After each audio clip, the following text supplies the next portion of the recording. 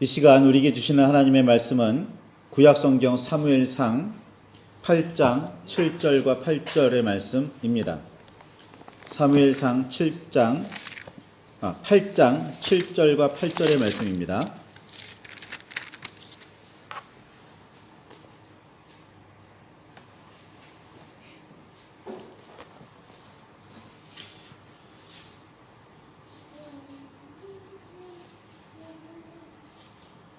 구약성경 418쪽입니다. 찾으셨으면 우리 함께 말씀을 봉독하시겠습니다. 여호와께서 사무엘에게 이르시되 백성이 내게 한 말을 다 들으라. 이는 그들이 너를 버림이 아니요 나를 버려 자기들의 왕이 되지 못하게 함이니라. 내가 그들을 애굽에서 인도하여 낸 날부터 오늘까지 그들이 모든 행사로 나를 버리고 다른 신들을 섬김같이 내게도 그리하는도다. 아멘. 주님 우리의 마음을 여시어 말씀을 깨닫게 하옵소서. 아멘. 주님의 사랑과 크신 은혜가 저와 여러분 안에 가득하기를 소망합니다. 사무엘상 7장 15절과 17절에 보면 사무엘은 사는 날 동안에 베델, 길갈, 미스바, 라마를 돌아다니며 이스라엘을 다스렸습니다. 분쟁이 있거나 어려움이 있는 백성이 사사 사무엘을 찾아오기를 기다리지 않고 직접 백성의 삶의 자리를 찾아가는 모습입니다. 사사시대 후반으로 갈수록 점점 사사들은 고압적인 통치자 혹은 지배자의 모습을 더욱 강하게 보여주었었는데 사무엘은 낮은 자세로 백성을 섬기는 모습을 보여줍니다. 사무엘은 그렇게 사사로서 역할을 감당했습니다. 사사 사무엘은 가나안 사람들이 섬기던 신들뿐 아니라 여러 이방 신들과 더불어 하나님도 섬기고 있던 백성들에게 오직 여호와 하나님만을 섬기라고 가르쳤습니다. 자, 이스라엘 백성들이 하나님을 버린 것은 버린 것이지만 그렇다고 하나님에 대한 신앙 자체를 완전히 버린 게 아니에요. 하나님도 섬기고 우상도 이방 신도 역시 섬긴 겁니다. 그런데 사무엘은 거기다 대고 뭐라고 이야기하냐면 오직 여호와 하나님만을 섬기라고 가르쳤습니다. 그래야만 블레셋 사람들의 괴롭힘에서 벗어날 수 있다고 말입니다. 기왕이면 기대며 의지할 언덕이 많을수록 도움이 된다고 생각했을까요? 사람들은 그렇게 하나님도 섬기고 있었습니다. 심지어는 가나안 땅에서의 풍요로운 삶에는 바알과 아스다롯이 더욱 영험하다고 믿고 있었습니다. 나아가 모든 면에서 여호와 하나님보다는 바알과 아스다롯을 더욱 높이 치기 시작하더니 어느 순간부터는 여호와 하나님을 잊기까지 했습니다. 하나님을 잊고 찾지 않으며 의지하지 않는 사람들에게 굳이 나타나셔서 깨우치실 이유가 있을까요? 그래서인지 어린 사무엘이 엘리 앞에서 여호와를 섬기던 시절에는 여호와의 말씀이 희귀하여 이상이 흔히 보이지 않았습니다. 이런 시대의 사무엘은 젖을 떼자마자 하나님께 드려진 나실인이었고 스승이자 사사였던 엘리 제사장도 거의 경험하지 못한 하나님의 음성을 늘 들으며 계시를 받는 사람이었습니다. 그런 사무엘의 첫 가르침은 다른 신들을 모두 버리고 오직 여호와 하나님만을 섬기라는 말씀이었습니다. 그리고 백성을 미스바에 모이게 하고는 종일 금식하게 하며 우리가 여호와께 범죄하였나이다 라며 회개하게 했습니다. 이것이 사사 사무엘의 삶에서 가장 시급하고 중요한 일이었습니다. 사사 사무엘의 두 번째 사역은 그동안 이스라엘을 괴롭히며 지배하고 있었던 블레셋으로부터의 해방이었습니다. 미스바에 이스라엘의 온 백성이 모여 회개하고 있을 때 블레셋 사람들이 치러 올라왔었는데, 이때 백성은 무기를 마련하고 군대를 조직하기보다 사무엘에게 이렇게 요청합니다. 사무엘상 7장 8절이죠. 여호와께 쉬지 말고 부르짖어 우리를 블레셋 사람들의 손에서 구원하시게 하소서라고 말입니다. 잠시나마 온전히 하나님만을 의지하는 모습을 이스라엘 백성은 보여줍니다. 왜 잠시나마라는 표현을 썼는지 깊이 묵상해 보시기 바랍니다. 그렇게 여호와께 부르짖었을 때 하나님께서는 큰 우레로 응답하셨고, 그 소리를 들은 블레셋은 큰 어지러움에 빠집니다. 그 혼란을 틈타 이스라엘은 블레셋의 군대를 쳤고 손쉽게 승리했습니다. 오랫동안 이스라엘을 지배하다시피 해온 블레셋을 그렇게 손쉽게 물리치는 일은 그야말로 기적이었습니다.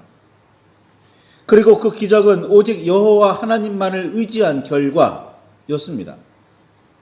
사무엘이 사는 날 동안에 블레셋은 이스라엘에게 굴복해야만 했고, 블레셋에 빼앗겼던 땅도 되찾았으며, 아모리를 비롯한 주변 민족들도 이스라엘을 넘보지 못했습니다. 오히려 더욱 화평하기를 힘썼습니다. 하나님만을 의지하면 당면한 문제뿐 아니라 모든 면에서 평화롭게 됩니다. 그러나 우리는 너무나 쉽게 이런 사실을 잊어버립니다. 인정하지도 않습니다. 하나님께 기도하기는 했지만 그때 딱 그 사람을 만났어 라고 말하는 경건하지 못한 버릇이 우리에게는 너무나 뿌리 깊게 남아 있습니다. 하나님께 기도했어. 그랬더니 하나님께서 그 사람을 보내주셨어가 아니에요. 하나님께 기도했는데 우연히 그 사람을 그때 딱 만났어. 똑같은 말 같지만 굉장히 큰 차이가 있는 말입니다. 승리와 기적은 하나님만을 온전히 섬길 때 일어나는 부산물에 불과합니다. 승리와 기적이 중요한 게 아니에요. 승리를 주소서 혹은 기적을 베풀어 주소서 아니에요. 그게 중요한 게 아닙니다. 우리가 얼마나 하나님께 붙들려 있느냐, 하나님을 붙들고 있느냐가 중요한 겁니다. 다시 강조하지만 여호와 하나님만을 온전히 섬기는지 아닌지가 핵심입니다. 이스라엘이 블레셋으로부터 해방되기는 했지만 사무엘의 공로가 아니라 하나님의 역사이며 은혜였습니다. 오늘날 우리 주변에 혹여라도 신유의 은사가 베풀어져서 누가 병이 나았다 그러면 하나님께 영광을 돌려야지, 어느 목회자, 어느 권사, 장로가 아니라 하나님께 영광을 돌리며 하나님께 나아가야지 그 교회로 나가면 안 되는 거예요. 그건 기본부터 잘못된 신앙입니다. 이스라엘의 블레셋으로부터의 해방은 다시 말씀드리지만 사무엘의 공로가 아니라 하나님의 역사이며 은혜였습니다. 미스바에서 회개를 일으키고 믿음으로 블레셋을 물리친 사무엘은 그 이후에 온 이스라엘을 돌아다니며 다스림을 베풉니다. 하나님의 뜻과 말씀으로 재판했고 가르쳤으며 백성을 이끌었습니다. 그렇게 나이 들어 늙은 사무엘은 자신의 두 아들 요엘과 아비야를 사사로 세웁니다.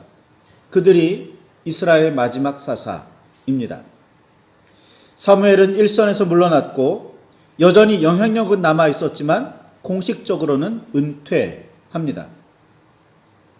그러나 아버지 사무엘의 뒤를 이어 사사가 된 요엘과 아비야는 아버지의 행위를 따르지 않고 이익에 따라 뇌물을 받고 판결을 굳게 하는 사람이었습니다. 그렇게 대단한 사무엘도 가정교육에는 소홀했던지 실패했던지 한 모양입니다. 공무에 너무 바빠 가정을 잘 돌보지 못했을까요?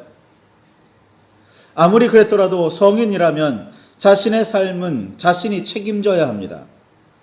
잘잘못에 관한 판단은 스스로 해야 하고 그 기준은 여호와 하나님의 뜻과 말씀입니다. 사무엘이 아니라 요엘과 아비야의 삶이었고 문제였습니다. 선을 행하지 않으면 죄가 문 앞에 엎드려 틈을 타게 되고, 그렇게 죄는 호시탐탐 우리를 원하지만 다름 아니라 우리, 즉 나 자신이 죄를 다스려야만 합니다. 창세기 4장에 있는 말씀이 있죠. 누구도 책임을 다른 사람에게 넘겨 씌우지 못하고 꾀를 부린다고 마땅히 져야 할 책임을 지지 않을 수도 없습니다. 타락에 대한 원인과 책임이 창조주께 있다는 주장은 엄연한 책임 전가이며 회피입니다. 괜히 어른이 됐다고 말하는 게 아닙니다. 사사 요엘과 아비야의 다스림을 견디다 못한 이스라엘의 모든 장로가 은퇴하여 고향 라마에 머물고 있는 사무엘을 찾아가서 사무엘상 8장 5절에 있는 말씀을 합니다. 당신은 늙고 당신의 아들들은 당신의 행위를 따르지 아니하니 모든 나라와 같이 우리에게 왕을 세워 우리를 다스리게 하소서라고 요구했던 겁니다. 언제부턴가 사사를 다스린 사람으로 받아들이고 있었습니다. 언제부턴가 사사는 다스리는 사람이 되어 있었습니다. 사사는 백성을 다스리는 사람이 아니라 하나님의 뜻과 말씀으로 백성을 이끄는 사람이어야 했습니다. 누구보다 하나님의 뜻과 말씀을 받드는 사람이어야 했습니다.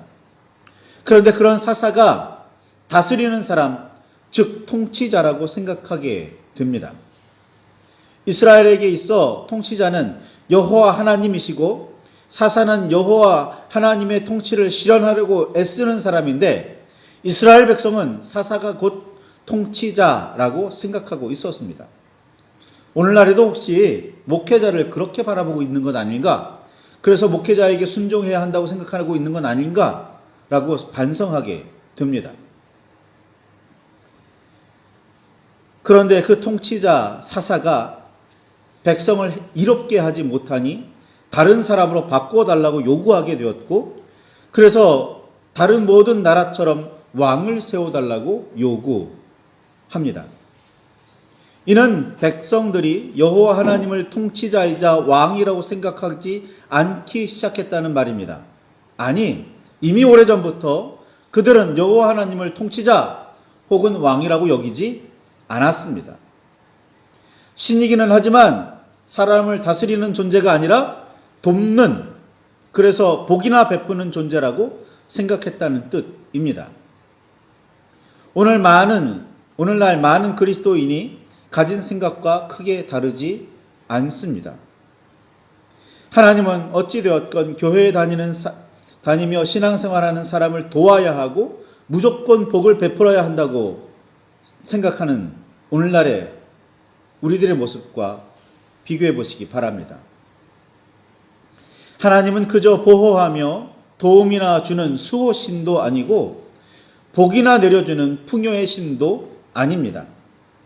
때로는 심판하시고 징벌하시는 분이시고, 따라서 하나님의 뜻과 말씀을 따르지 않으면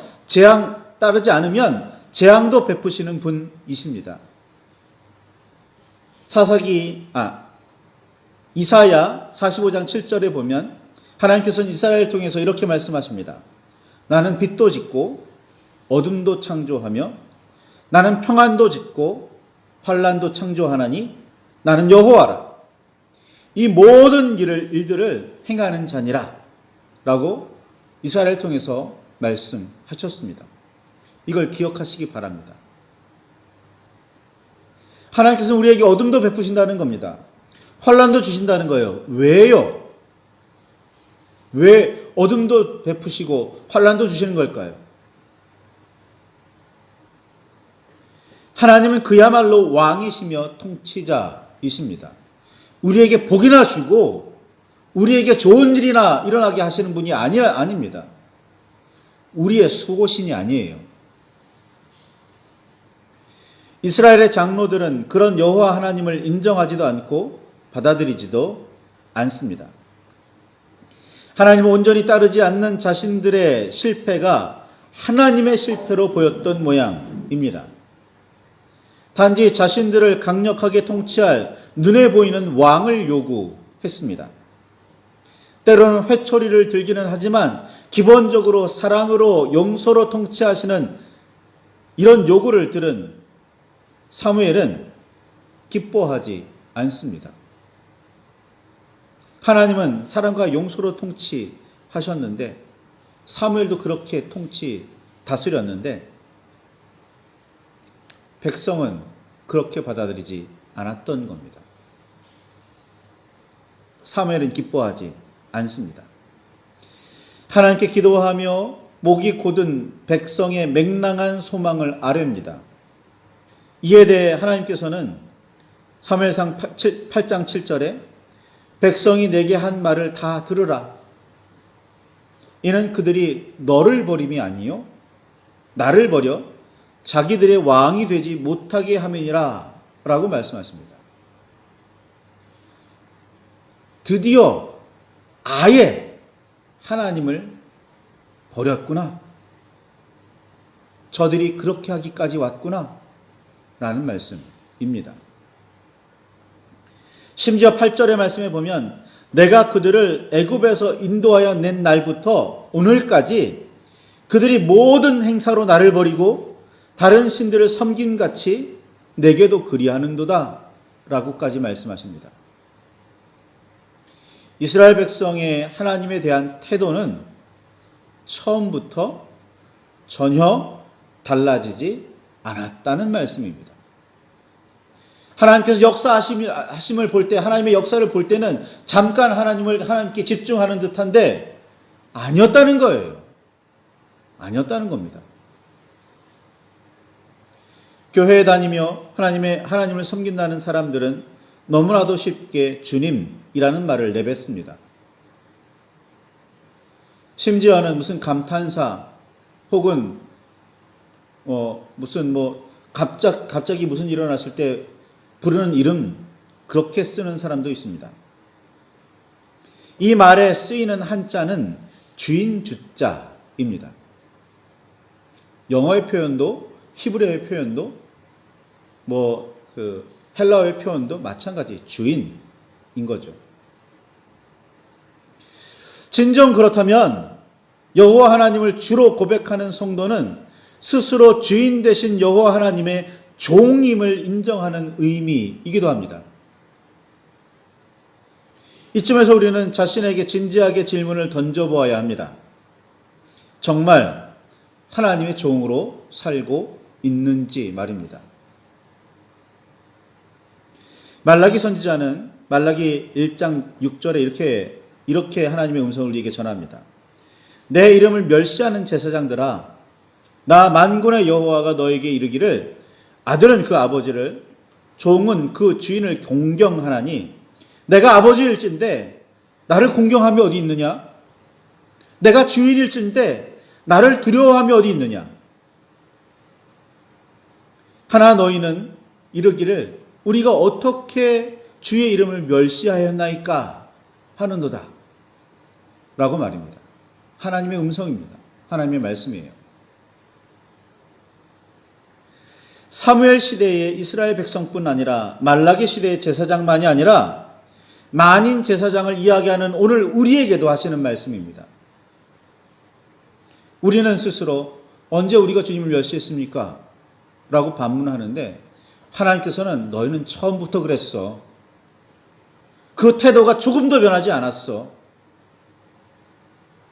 하나님을 섬긴다고 교회에 왔다 갔다 하고 성경을 들고 읽는 것 같기는 한데, 하나님께 예물을 드린다고 어떻게 하는 것 같기는 한데, 너희가 정말 하나님을 섬기긴 섬겼어?